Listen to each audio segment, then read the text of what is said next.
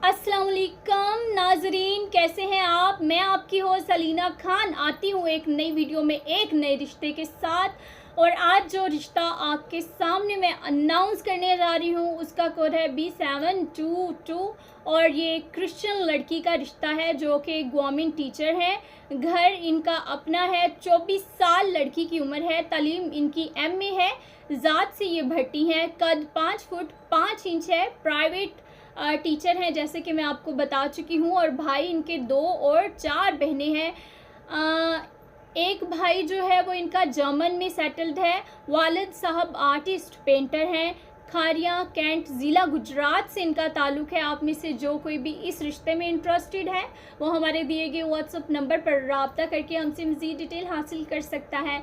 तब तक के लिए मुझे इजाज़त दें। मैं मिलूँगी आपको एक नई वीडियो में एक नए रिश्ते के साथ। अल्लाह हाफ़िज़।